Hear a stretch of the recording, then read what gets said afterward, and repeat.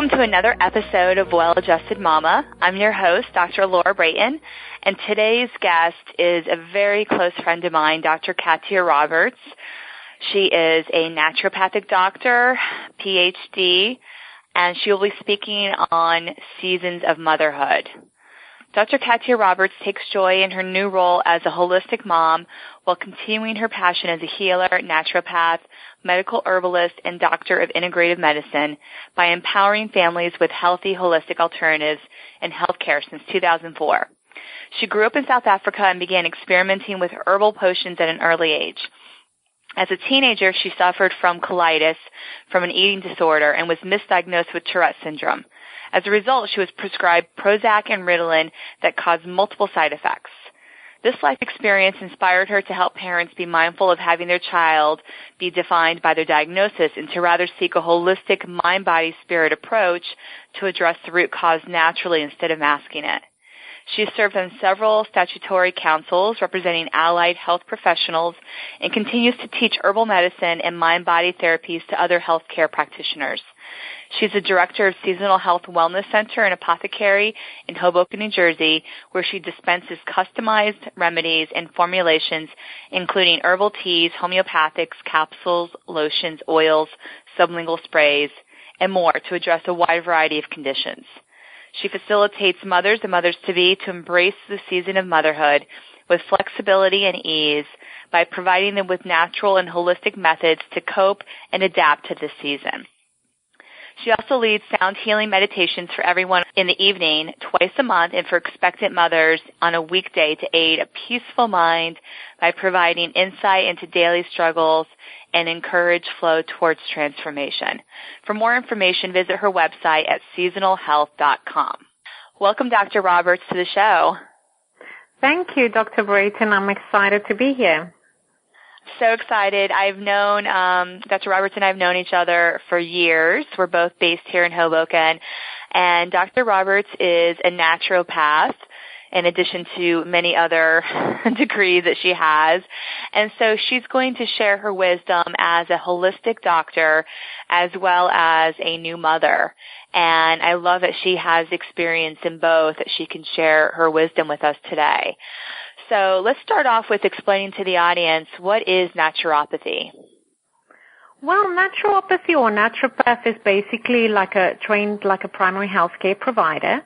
And we just use natural ways of addressing the underlying condition instead of using medications. So we would basically use different type of clinical modalities like herbal medicine, clinical nutrition or nutritional therapy, lifestyle changes, mind-body correlations, also homeopathy and aromatherapy and Bach flower essences. Every naturopath is trained in different or can specialize in different modalities based on their training. It's generally a 5-year graduate degree and with multiple clinical trainings and experiences as well.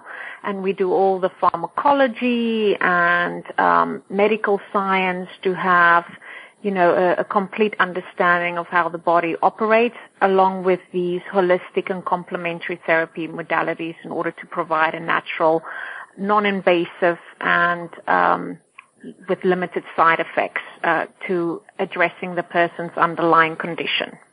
Mm-hmm. Yeah. And I think a lot of people don't even necessarily recognize that this type of profession exists. It's an ND for naturopathic doctor, and this is someone who is a fully trained, licensed doctor, and these, doctors of naturopathy are able to treat and diagnose people like a primary care, but you're utilizing non-pharmaceutical type remedies. Correct. Non-invasive, even with our diagnostic techniques, and non-surgical, non-pharmaceutical practices, and a very systematic and holistic functional medicine, and looking at the mind-body correlations and psychosomatics of a condition as well. Yeah, so that's kind of really where the word holistic comes from, is just the whole person looking at, somebody may have pain in a certain area. The naturopath is going to be looking at the whole person and getting a complete history of their lifestyle, for example, and their thoughts and, their diet, and it can really give a lot of information of where there's imbalances that might be creating the symptoms that they're currently having. So I know that's another big part of your practice is lifestyle education. Exactly. And because we spend a lot of time with a patient exploring these symptoms and background, and because we also train in so many different modalities, it doesn't mean we specialize in all of them, but because we've had an introduction to many others, even manual therapies, we are able to then also cross-refer to other practitioners that we would feel are even able to more assist that patient or work in conjunction with the type of protocol we're putting together for them. Right, and that's such a good point. And that's the challenge sometimes with Western medicine is doctors that are trained, in allopathic medicine don't necessarily have familiarity with non-pharmaceutical modalities, so it's challenging to make referrals to other types of practitioners that are not MDs if they're not familiar with these other modalities. So that is a very good point. It's also recognizing where a referral can be beneficial. Exactly. And even if they believe in holistic medicine, they don't have as you said, the reference point of being able to know how it will be effective in conjunction with allopathic medicine or instead of. It's out of their scope of practice. So that's where our connections of practitioners is very valuable. Yes, I agree. And certainly chiropractors and naturopaths are very similar-minded in the way we view the body and the mind-body connection, and it really essentially helping the body to heal itself. And working together. So yes, that's right. And I also know that you you hold a sound healing meditation. I'd love for you to explain a little bit more about what that's like. Well, sound healing, when I was studying naturopathic medicine, I was introduced, to somatic and vibrational medicine and energy medicine and started exploring it then. And then, I started focusing more on evidence-based herbal medicine. And it's really now through becoming a mother and dealing with postpartum depression myself and dealing with a lot of loss and grief from losing a baby to losing my mother that I, needed to find something to help me cope with all these changes in life and these stresses. And sound healing found me once again as my coping mechanism and really become a way of how I'm serving and helping others deal with their daily challenges. So it's really a vibrational medicine, just like homeopathy or flower essences or aromatherapy has a frequency and vibration, just like our bodies, medicines in general. Everything has a frequency and a vibration. It vibrates on different frequency levels. So, obviously when we are in our best health or happiest, we are vibrating on a very high frequency. But if we are in a diseased or diseased state of mind, we are or negative state of mind, we are vibrating on a very low frequency. And then just like attracts like, when we're vibrating on a low level, we are tracking similar experiences, whether it's disease experiences or certain frustrations or fears or circumstances. It sometimes just feel like, oh, why is this happening over and over again with me? But that's because that's what we're vibrating, that's what we're thinking. So it's really to help elevate us out of that pattern, get us to a state of where we could be essentially free from that, because pain and negativity can't vibrate at that level, at that higher frequency. So I use sound and vocal toning, different methods of sound. So it would be crystal bowls and Tibetan bowls and bells, and they all have different frequencies, as well as using my voice and patients or the participants to use their voice too, and oming and humming and because it affects different chakras in the bodies. And then also visualization, mindfulness, and aromatherapy and herbs that I incorporate in a session like that. Wow, it's so powerful. I mean, it is all about energy and vibration and frequency. All of our bodies have our own unique energy fields, and it's such an interesting, I think, perspective for someone listening, perhaps, who feels that they're stuck and they have this like subconscious negative reel of thoughts that are running, and really holding them, prisoner to these thoughts, that there is really natural remedies, natural solutions to help actually change. It's almost like you're shaking up the energy field of your body, and it just clears out that negative stuckness so that you can elevate to the next level. And you know what the experience is, it doesn't mean like the stresses is going away or that circumstance. It's just when it happens, you react to it in a different way. It doesn't resonate with you the same way it's resonated before. So you're able to move through things much quicker and not have it affect you in the same way. You're able to shake it off and move on much quicker. And that's what I love about this work. And also because some people have been stuck, as you said, in that pattern for so long, they don't even know what it feels like to function outside of that. They don't even know how it feels to be elevated out of that. So even if it's just for an hour, hour and a half to experience a session where they feel a shift energetically outside of that way of thinking, it is already invigorating and creates this possibility for change. It's so powerful. I'm a huge believer in, thoughts creating our reality, and really how the subconscious mind is running the show most of the time. So based on our patterns as like early childhood, this could be, our thoughts could be running a show that we don't want to create, that we're not even conscious of. I had a hypnotherapist on the show recently, and he spoke a lot to the power of the subconscious mind, and that's essentially what you're mentioning here, that you're actually able to activate and go deeper than the conscious mind to help remove blockages. And I know he uses sound healing and Tibetan bowls during his hypnotherapy sessions as well. So it's very powerful.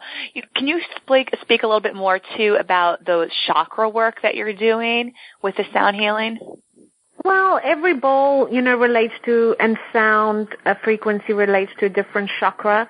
And that chakra, and then herbs and oils, too. So I would basically, let's say I was working the other day, and one of my sound meditations was working on speaking your truth. So for a woman, because we're talking in this series about empowering women, specifically I work with a lot of thyroid hormonal issues and women that was just pregnant afterwards. Their thyroid can also, they can have changes in their thyroid panel during pregnancy and after pregnancy. But it all comes down to how they use their voice. Are they vocalizing their emotions, their needs, their expectations? Are they speaking their truth? And this is really relating to the throat chakra. And that's the G bowl, for instance. So it really, that penetrates and vibrates on that frequency and that level, and then using visualization and color therapy and aromatherapy that relates to that chakra will just help to deepen that work, to help to rebalance it. And I know for people that's not familiar with this can sound very, kind of like, hippie-ish or so forth. But, once you once you experience this, and people are becoming way more open-minded to sound healing, then there's really an interest for that and a intrigueness for that. So once they experience that, they just see and start to feel and become aware of how these essences affects them in different ways and how it can be used to heal, and just moving inward and realizing that they can do the healing for themselves is very empowering. Yeah, I think that's really important to notice, that there's things that you can do on your own, even, for me, if I feel like my throat chakra is a little bit closed, I might be singing in the shower, or finding, or also just taking some time to journal, like where am I not speaking my truth? Who do I need to say something to? Like where am I suppressing my emotions? They're getting stored there. And, for some women that, I've seen it lead to thyroid cancer. This is the potentiality of of suppressing emotions, and how we can actually do the reverse of letting, of speaking our truth essentially and owning our power, and how that's going to create a different vibration in the cells in our thyroid, for example. And heal on a physical level, but unfortunately not all patients want to go there, which is, I try, we get a, trust going, and people see how physically they, these vibration of the herbs and the homeopathic remedies and so forth is starting to make them feel better, so they feel more invested in the process. But it's really a healing journey, and the main participant is the receiver of this. Yes. So, that needs to be open-minded and committed, and wants to change and wants to delve deeper into these emotional issues. Yeah, the patient's always driving the bus, and the mind of that person is the most powerful healing tool. So they get to decide, where they want to end up. And as practitioners, we get to support and cheerlead and coach and guide, but we certainly can't, we're not healing people. People are healing themselves. Healing themselves. Yeah, we just meet them where they're at, and we're the facilitators. Providing them with different skills and techniques, and then, and that can be very empowering when people start to realize, and I think that's what makes our type of work so valuable, because they are truly invested and participants of what we're trying to do, not just being told what to do. Right, and also not like, just take this pill for the rest of your life. Like, it's about, taking action, and, sometimes lifestyle changes can be scary for people because they have to eat different foods than they're used to eating, or move their body in a different way, or become more aware of their thoughts. But at the end of the day, this is all about, health, really, optimal health, and that's what's required in order to thrive in your life. And every area of your life is going to be impacted by the physiology and the health of your body. Exactly. And that's also why I like to focus on different seasons. Because, what you were just saying, transitioning, they're fearful of the change. And every season demands something different of your life in how you participate and practice, with lifestyle, what you eat, mentally, socially. Motherhood is just like that. Yeah.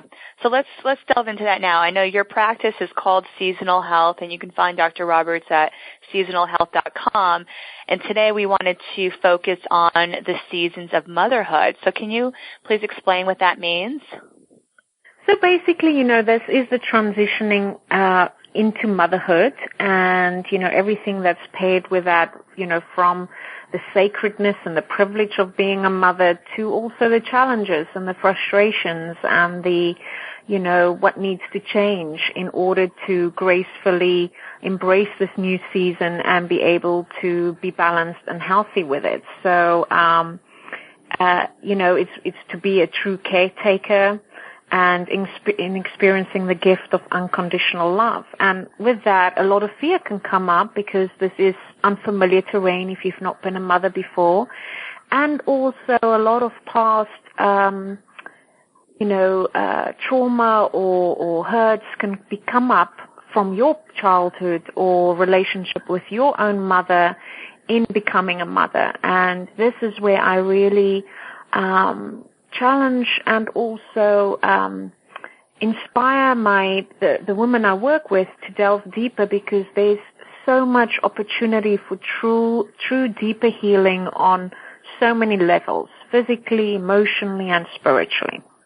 Mm-hmm. And yes, and there's so much to learn and grow and change and heal. and let go of and transform. And, if you just started this journey, that's just the spring part, the spring season of motherhood. And every phase is requiring something different.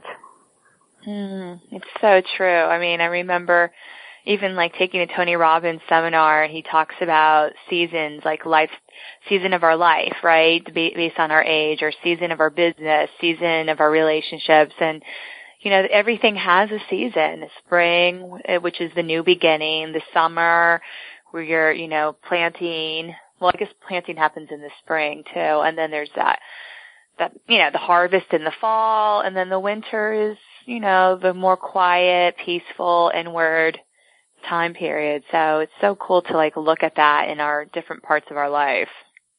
Yeah, and connecting with the natural process of that. And this is what is important with, the type of work that you do, also with expecting mothers, because when you empower a woman of the acceptance and the surrendering piece of the natural process, that's a season too of just being in touch with that natural biorhythms.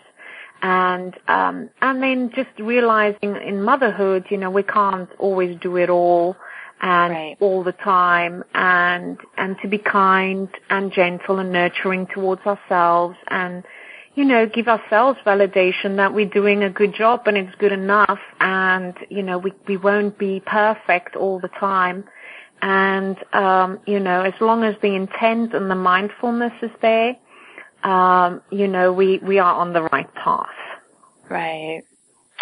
So true. I thank you for that reminder, for all of us really as women to be gentle and kind to ourselves, whether we're new moms or not. I think it's just, and women in general, I think more so than men, tend to really, be very critical on ourselves. And, ideally we want to treat ourselves like our best friends, with love, compassion, empathy, support. Mm-hmm. And I encourage women to do a compassionate practice, and mindfulness. We can actually, and I do this as part of my sound healing meditations, to hug yourself and caress yourself and write yourself a love letter and write inspirational, affirming words on your mirror. I even do it like the social media way. I put a hashtag in front of it, and, then I hashtag whatever, I'm doing this, or whatever the statement is for the day, on my mirror. And then every time I see it, it's an anchoring experience, and it just affirms my intent for the day or the experience. And what I'm doing is, when I'm breastfeeding my daughter, when I'm, caressing or comforting her, I'm really taking that opportunity to say the same inwardly for myself, because I feel it's another opportunity to show that same kind of gentleness and nurturing to myself also, and help to heal me on so many levels. Mm-hmm. So that brings us to our next question. If you could explain, first of all, what is mindfulness, and then how can new mothers use it to positively impact their health and well-being? Sure. Well, mindfulness is really a way that we conduct our life, being mindful in everything we do and that we put out there. Because I think in our day and age, just being in the quick, fast lane, we tend to do a lot of things that's mindless. We don't think about it. There's little thought, there's little grounding that goes into it. It's just so automated. So it's really taking the time and instilling certain practices or certain rituals when you do certain things. It could be simple things, and these are very important mindful practices to teach to our kids too, like just blessing your food, or taking time at the end of the day to be grateful for a few things. Even if it was a challenging day, that might have been a few challenging moments, but the whole day wasn't challenging. So looking at, what during my day was a blessing, or, something beautiful or joyous experience, and really connecting with that. So it's really choosing mindfully what we're connecting with, and then we're going to have more of that experiences in our lives. So, and then when you're mindful, you're more grounded, you're more heart-centered, and you're more connected with your body. So you're actually able to interpret what your body's telling you. Is your body telling you you're tired, you had too much coffee, too much sugar, too much whatever, and you know how it's affecting you on a physical level, and also you're taking too much on in your professional life, and then also, you know, not focusing at the task at hand, which is caretaking, because we're just on our cell phones the whole time, updating our Facebook status.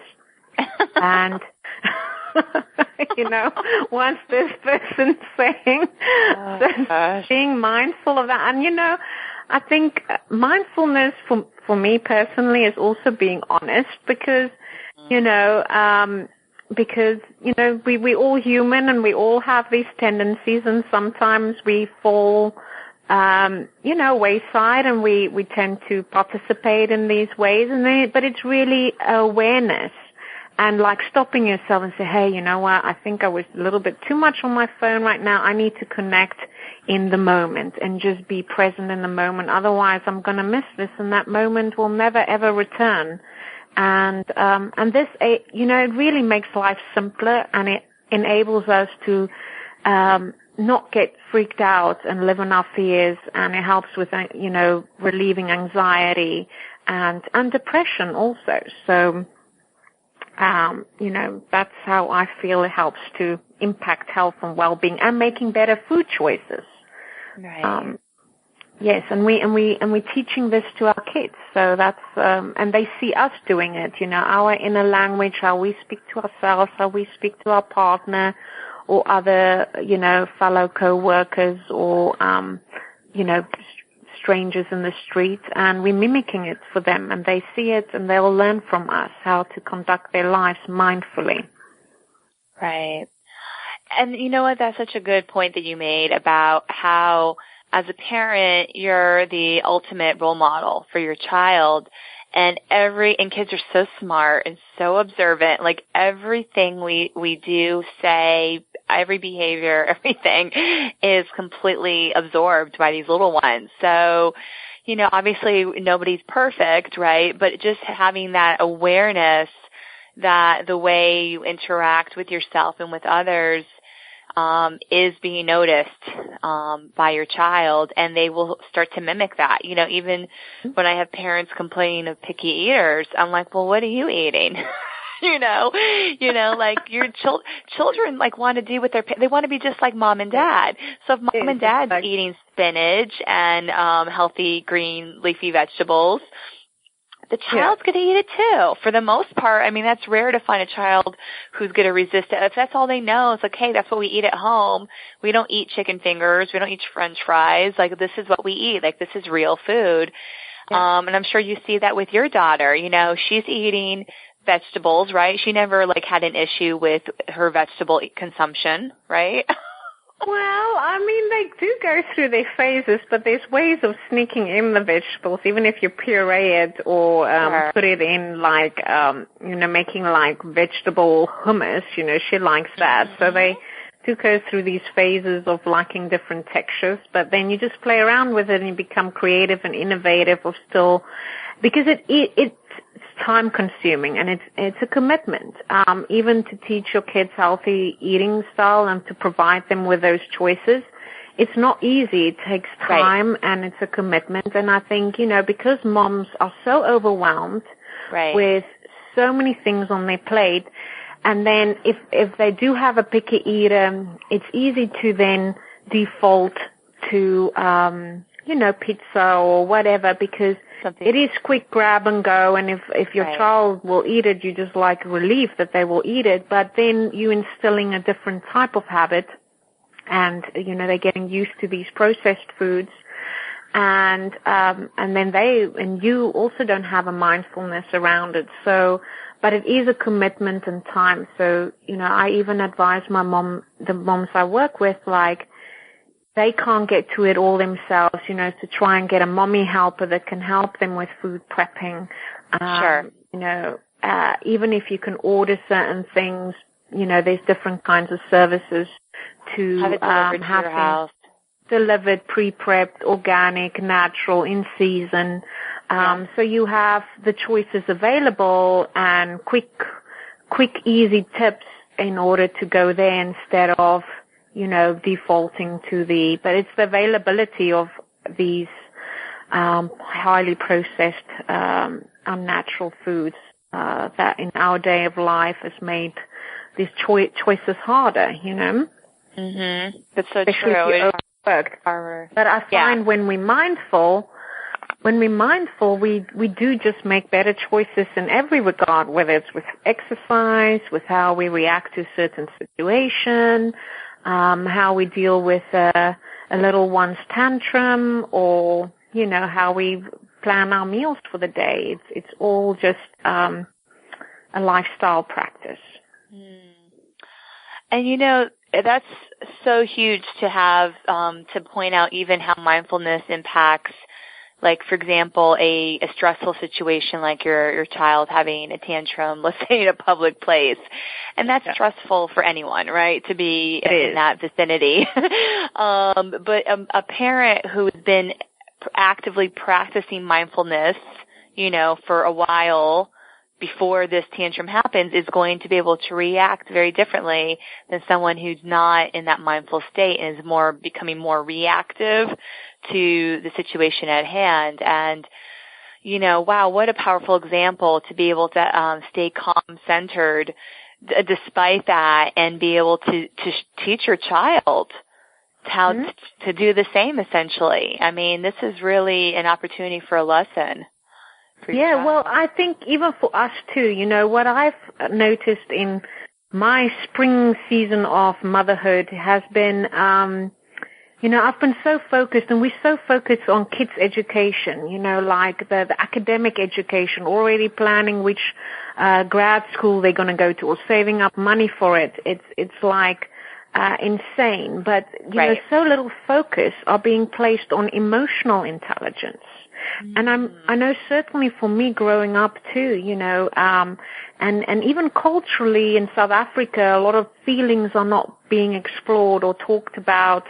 And, I think just, having awareness and a mindfulness of this, we're able to start from, day one teaching this to our kids, to use their words, explore their feelings, really help them name what are they actually feeling, in a tantrum experience. Is it a frustration or because the other person's not understanding what they want, what they need? Are they tired? Are they hungry? And just helping them connect. And when you're mindful and grounded, you can disconnect what's going on outside as well, because I've been on the other spectrum where I've not been grounded and centered, and it will get me because I'm so worried about what other people are thinking, and what they're saying about what's going on now, that I'll be focused on that instead of attending to my daughter and helping her work through her fears and her insecurities and being reassuring to her and help her instill that discipline, that exercise in her, that she'll be able to comfort herself later in life when she has a stressful or fearful situation. She's able to calm herself down and say, go through these motions herself. So I think it's a very powerful lesson for them to learn early on, and for us. Right. And, wow, I mean, just to speak about, tantrum, really what's the underlying issue going on there, right? It is, fear, it's insecurity. These are, real emotions. And, as an adult, sometimes we forget, what that could feel like for a child, but taking the time to kind of recognize why they're behaving that way. They're not just being a bad boy or girl or misbehaving, but they're crying out for help. And this is an opportunity to help to understand how you can meet their needs.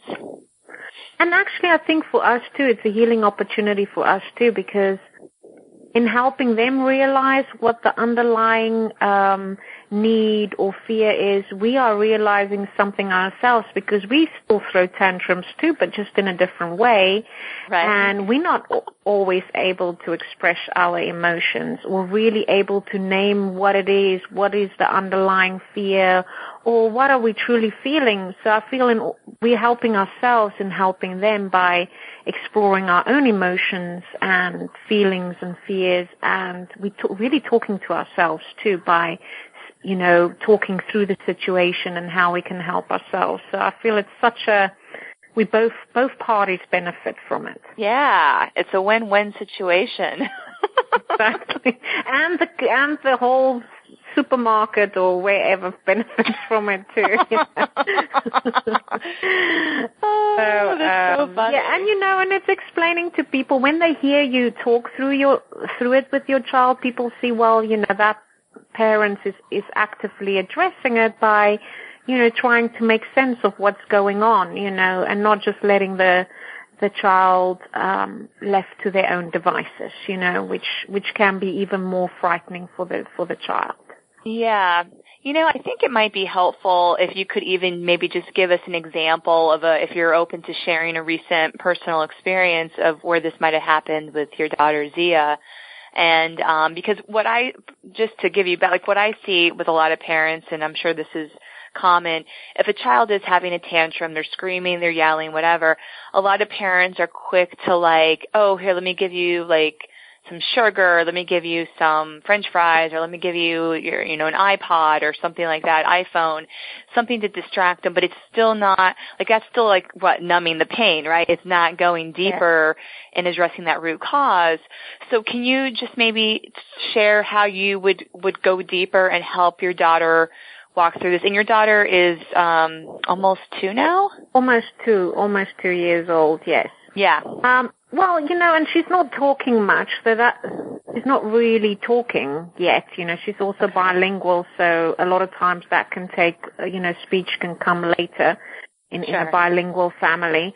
But so for now, the frustrations really is in them expressing themselves because we're not understanding what they're trying to express to us. It's becoming better because they're able to identify and point out certain things.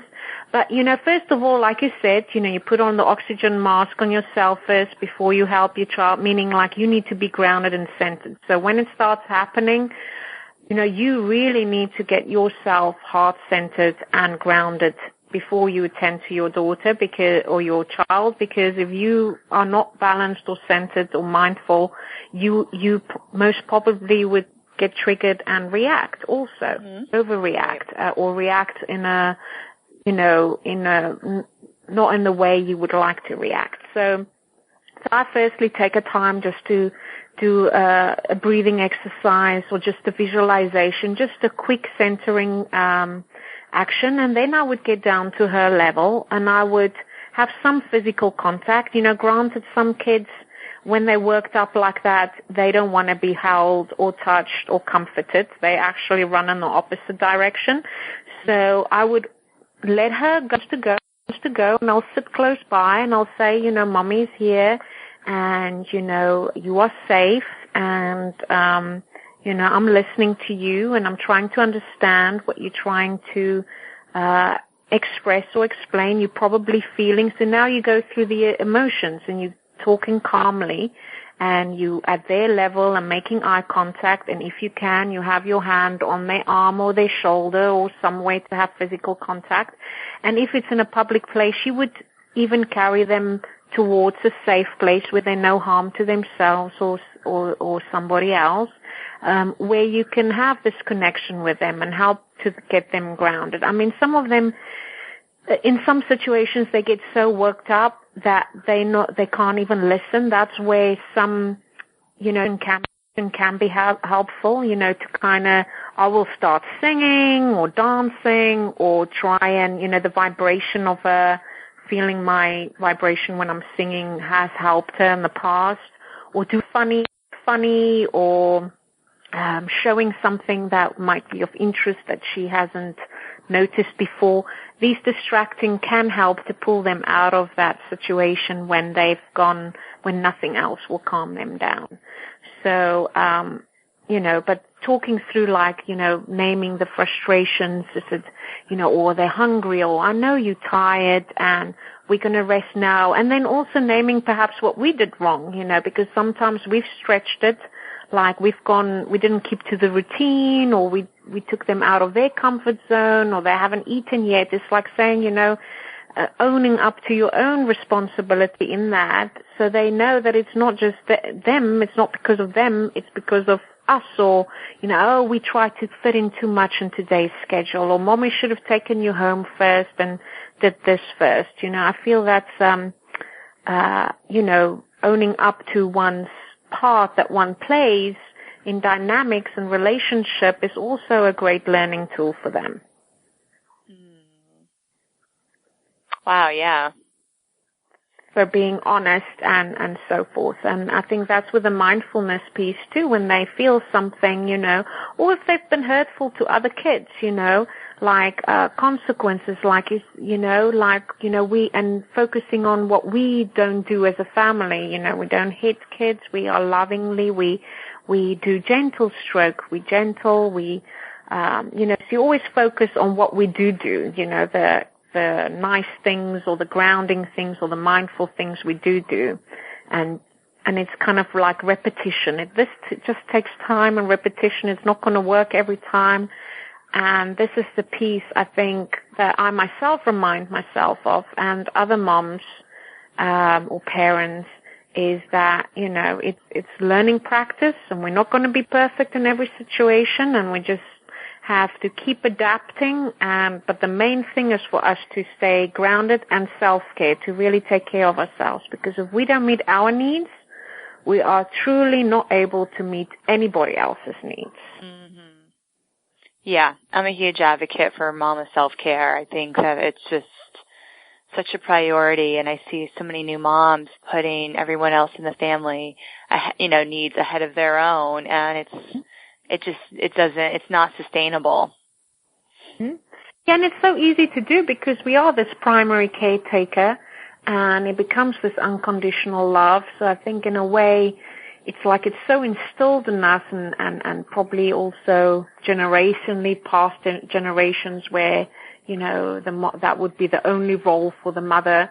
It's kind of like breaking through those instilled, societal kind of expectations too, and the expectations we put upon ourselves. And but it really, I've seen this with myself, and I have to keep reminding myself, because that's the default. I always want to go there, but then I have to pull myself back and say, hey, you need to really, and even in my work, you in the work of giving and attending to other people's needs, I've found once I've become a mother, even being a practitioner, I really need to even harder attend to my own needs, because, now I have another layer of needs to attend to with my work, as well as being a mother. So it's even more so important as a practitioner and a mom to do that. Right. Yeah, because it's double caretaking, and as a caretaker, we have to fill ourselves up for sure in order to be able to give. Exactly. I completely agree. So I know you covered this a little bit earlier, but can you explain a little more about how the mind-body connection is impacted by motherhood? So basically, just the experience of conceiving and then having, going through maternity and giving birth is such a mind-body connection, because it's such a spiritual change and alt state of awareness, that you actually don't have control about it. It just starts to happen. I feel in order to fully embrace it, there is this surrendering part and really just accepting and being with it. And that makes it even more so powerful, because this is going to happen whether you like it or not. It's happening. But, when you fully embrace it and create this as a sacred experience, it just becomes such a deeper mind-body connection. And you are truly able to reap all the benefits of it. So, and that's where I'm like saying about the surrendering and acceptance piece and the letting go and releasing, because we have to do all that as we're giving birth, part of our womb wisdom and our bodily wisdom. And, because we're summoning this amazing personal strength that's within us. And I'm trying to for myself and the mothers I work with to help them reconnect with that strength that they had during birthing. You know, if you were able to experience a natural birthing process and you had to go through that of like pushing this being through all these dark passages in your body, and everything adapts to that and accommodates for that. It's just amazing, this natural process, and you just truly experience a part of you that you never ever knew existed. And you know what I've created now, where I meditate, is like a place that's reminders of this inner strength, you know, that I accessed, so that when I feel challenged in my season of motherhood, I can help with this mind-body connection, whether it's a physical challenge, whether it is a emotional, spiritual, relationship challenge. I'm able to reconnect to that inner strength that I was grounded with. And, you know, and doing embodying practices, that's part of that, with that mind-body connection, because you're able to mimic and be able to connect to that strength once again when you are challenged. And then we're really able to explore these emotions we're going through as a new parent or a new mother, you know, the psychosomatics of that. You know, I've had a lot of, you know, as a new mother, I've had a lot of physical experience too that I haven't had before, and I really had to, with my inner work, delve deeper and really explore what is this telling me, what's the blockages, or what do I need to release, or what am I ignoring in my life or not listening or adhering to, and make the positive changes.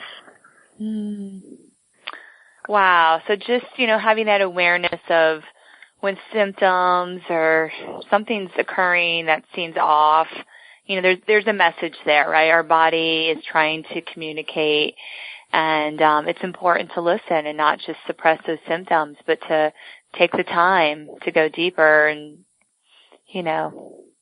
For instance, it's like inflammation, you know, that's inflamed thinking, or being aggravated with somebody in your life who's triggering you and why. You know, it's not really, you know, realizing that people don't do things intentionally. It's really when we are being triggered, it is an opportunity for us to really delve deeper and release that, you know, that fear or that insecurity, or, you know, whatever past hurt or betrayal we experience in that situation, and realizing the other person's not at fault. You know, like they have their part to play, but they have their own, you know, they have their own situation they're dealing with, but really taking the ownership on ourselves for our inner work and say, why are we triggered in this situation? And our kids can trigger us. This is the amazing thing of the mind-body connection when we're mindful, because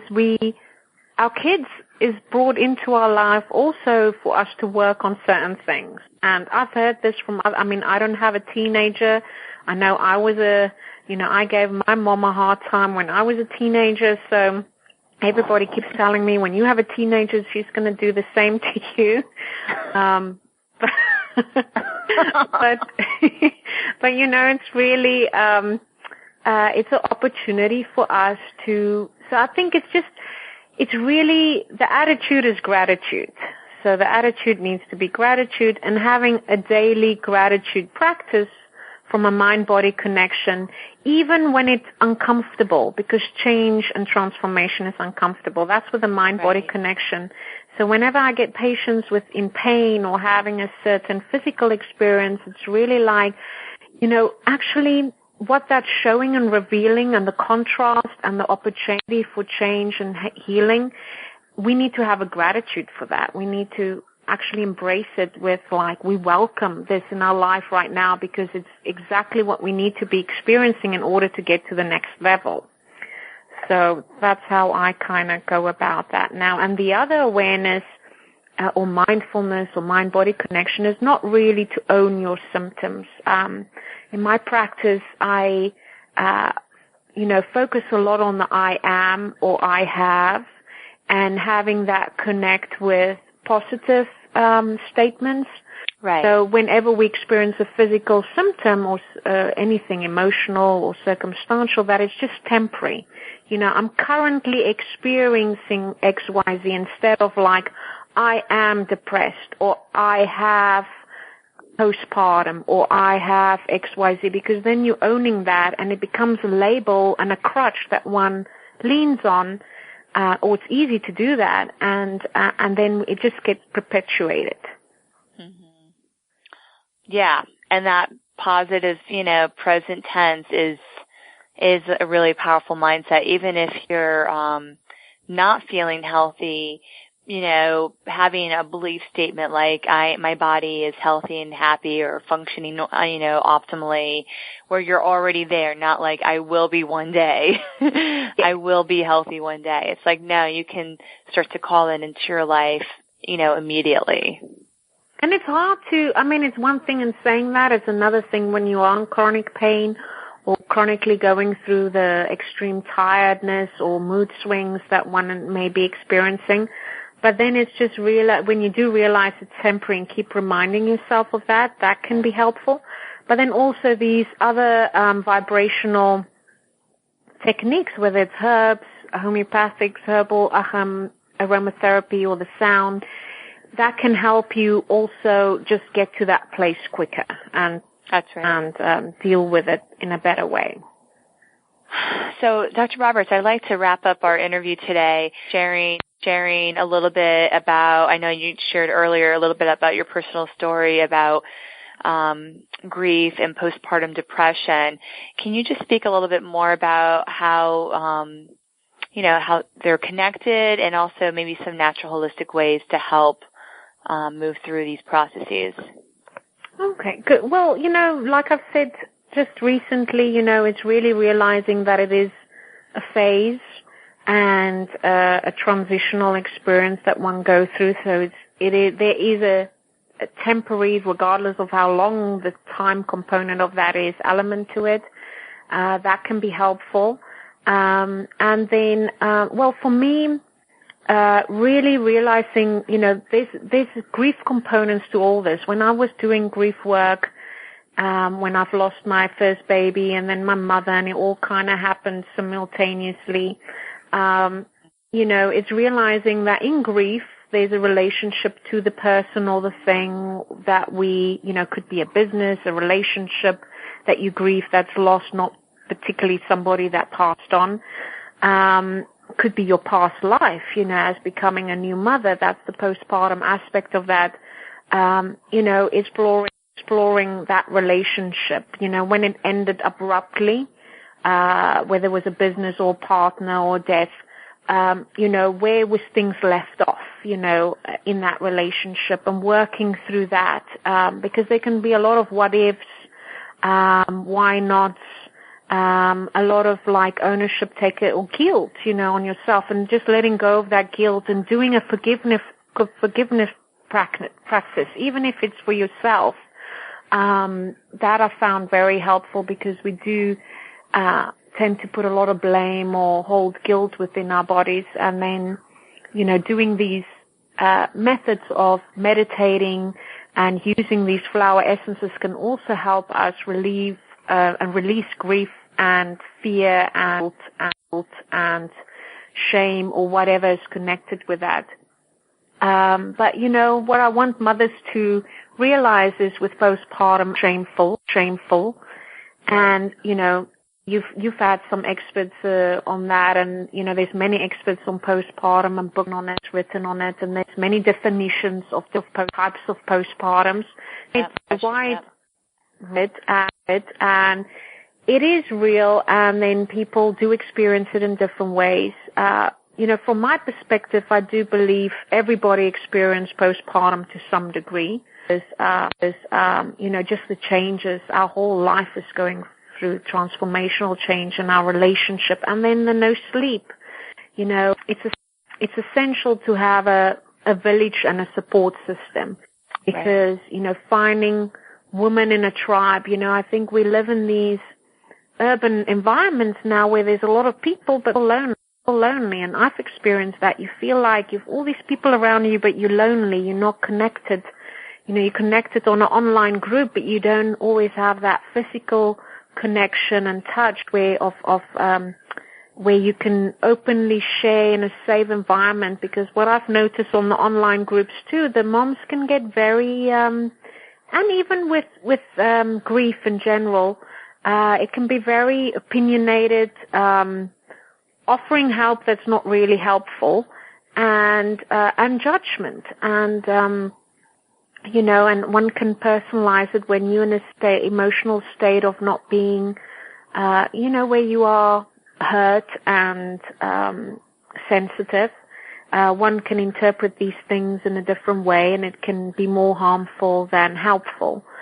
So, I was finding people that have an understanding for what you're going through, whether it's a certain group, but then also with support groups to be careful because, just like we were saying, not to connect with the negative, when you're always just in talk therapy or always in a support group, one has to be careful also of not just focusing on the what went wrong part, or what's lost.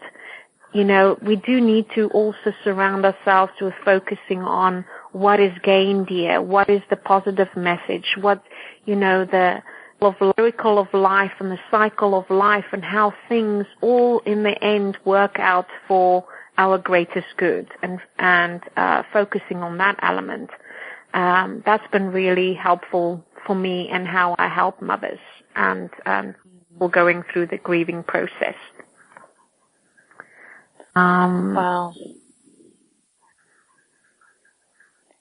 So yeah, there's so much to say, on that. And, it's such a deep, and it's such a personal topic too, because every circumstance, every relationship, and that's why we can never fully understand somebody's grief or what they're going through emotionally, because what's lost to them, we don't know, to what extent they had a relationship with that person or with that experience. And, so definitely physical help is important, mental help, emotional and spiritual help. So that's why spiritual practice, regardless of what that is, whether it's religion or whether type of awareness of just mindfulness or meditation, a daily practice is so important of just getting you out of a state of mind that can be daunting at times. Well, Dr. Roberts, thank you so much for coming on the show today and sharing this really valuable insight. Thank you. No, it was fun. It was a great experience, and I love all the work that you do. Thank you, Dr. Brayton. Thank you.